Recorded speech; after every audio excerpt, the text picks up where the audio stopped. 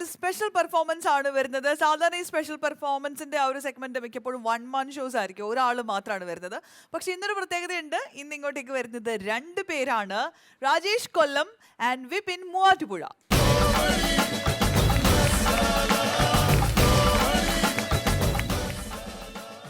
ഇതിൽ ആരാണ് രാജേഷ്? ഇത് രാജേഷ് ആൻഡ് ഇത് വിപിൻ. ഓക്കെ, എന്ത് സ്പെഷ്യൽ പെർഫോമൻസ് ആണ് നമ്മളിപ്പോൾ കാണാൻ പോകുന്നത്? ഞാനിവിടെ കുറച്ച് സിനിമാ താരങ്ങളെ അനുകരിക്കുകയാണ്. ഓക്കെ,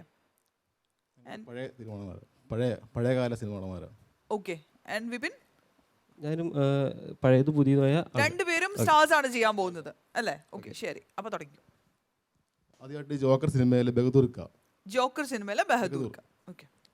മോനെ ബാബു, ഇക്കാൻ്റെ നമ്പർ വന്നാ മോനെ.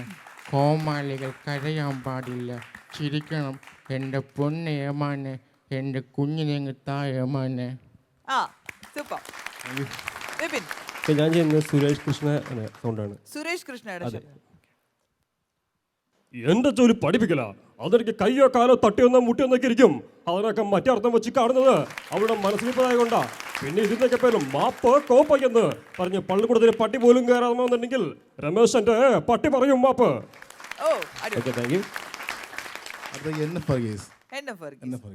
അടിച്ചു തരാട്ടാ, ആണ്ടവനോ സേജിയോ അടിച്ചതല്ല, ചവിട്ടിയതാ, അതും ഷൂസിട്ട് കാലുകൊണ്ട്. ആണ്ടവൻ നിന്റെ കോയമ്പത്തൂരിലെ മയണ്ടപ്പക്കമല്ല, ഇത് കൊച്ചിയാ, വിശ്വനാഥന്റെ കൊച്ചി.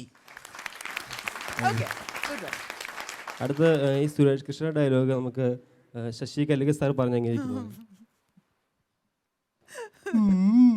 എന്റെ ജോലി പഠിപ്പിക്കല, അതിൻ്റെ ഇടയ്ക്ക് കയ്യോ കാലോ തട്ടിയൊന്നോ മുട്ടിയൊന്നൊക്കെ ഇരിക്കും. ഇതിനെയൊക്കെ മറ്റേ അർത്ഥം വെച്ച് കാണുന്നത് അവളുടെ മനസ്സിലിരിപ്പതായതുകൊണ്ടാ. പിന്നെ ഇതിന്റെയൊക്കെ പേരിൽ മാപ്പ് കോപ്പ് എന്നൊക്കെ പറഞ്ഞ് പള്ളിക്കൂടത്തിന് പടി പോലും കയറാത്തവന്മാർ വന്നിട്ടുണ്ടെങ്കിലേ രമേശന്റെ പട്ടി പറയും മാപ്പ്. അടിപൊളി. അടുത്ത Vellappally Ganeshan sir. 6 number dialogue പറയാണ്. 6 നമ്പർ ഡയലോഗ് പറയാം. ഓക്കെ. സംഗീതം പഠിക്കണമെന്ന് ആശയോടെ ചെന്ന് വേണ്ടത് ഒരു സിംഗത്തിന്റെ മടയിൽ ഉസ്താദ് ബാദഷ ആവശ്യം അറിയിച്ചപ്പോ ദക്ഷിണ വയ്ക്കുക. ഊര് തെണ്ടിയുടെ ഓട്ടക്കാരന് എന്തോ ദക്ഷിണ. അവസാനം ഗുരുവിന്റെ വായി ഒരു പിടി മഞ്ഞ മണ്ണ് വാരിയിട്ടിട്ട് സബറോക്കി സിന്ദർക്കി. Very good. അടുത്ത വിനായകൻ സാറിന്റെ ഒരു ലൈവ് വോയിസ്, അദ്ദേഹത്തിന് ഇന്റർവ്യൂ വോയിസ് ആണ് ചെയ്തത്. ഞാൻ എൻ്റെ കൂട്ടുകാരൻ്റെ വീട്ടിൽ വെച്ചാണ് എനിക്ക് അവാർഡ് ഇട്ട് അറിയുന്നത്. ഞാൻ അപ്പോൾ തന്നെ ഞാൻ എൻ്റെ വീട്ടിലേക്ക് ചെന്നു.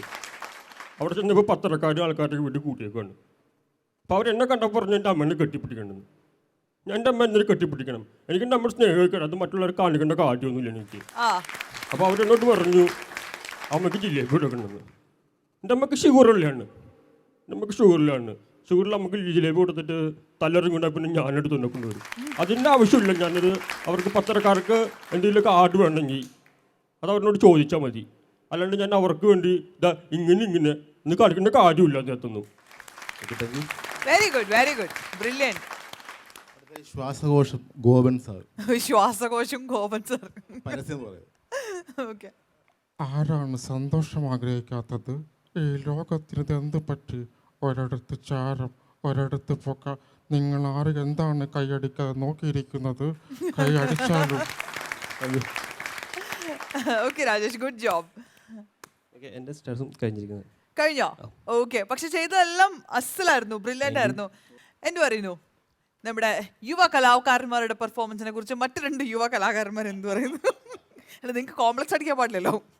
ഒരു വലിയ മഴ പെയ്ത് ഇറങ്ങിയ സ്റ്റേജിലാണ് നിങ്ങൾ നിൽക്കുന്നത്. വലിയൊരു സ്കിറ്റ് അടിപൊളിയായിട്ട് കളിച്ച് ഇറങ്ങിയ സ്റ്റേജിലാണ് നിൽക്കുന്നത്. അപ്പോൾ അതേ മനസ്സോടെയാണ് ആളുകൾ ഇരുന്നത്. ഇതെന്താകും എന്നറിയില്ല എന്നുള്ളൊരവസ്ഥയിൽ. പക്ഷേ ഒട്ടും പ്രതീക്ഷ കളയാതെ തന്നെ നല്ല രീതിയിലുള്ള പെർഫോമൻസ് ആയിരുന്നു. രണ്ടുപേരും ഒന്നിനൊന്നിനും മെച്ചമായിരുന്നു കേട്ടോ. പറഞ്ഞതെല്ലാം നല്ലതായിരുന്നു. ഇപ്പോൾ ഈ പറഞ്ഞ പോലെ പച്ചമണ്ണിന് പകരം മഞ്ഞ മണ്ണ് എല്ലാം നല്ല സുന്ദരമായിട്ട് നല്ല, അത് ഇയാൾ പ്രത്യേകിച്ച് നല്ല ശബ്ദമായിരുന്നു. മോനും നന്നായിരുന്നു. രണ്ടുപേർക്കും ഈ പറഞ്ഞ പോലെ ദൈവത്തിൻ്റെ അനുഗ്രഹം ഉണ്ടായിരിക്കട്ടെ എന്ന് പ്രാർത്ഥിക്കുകയാണ്.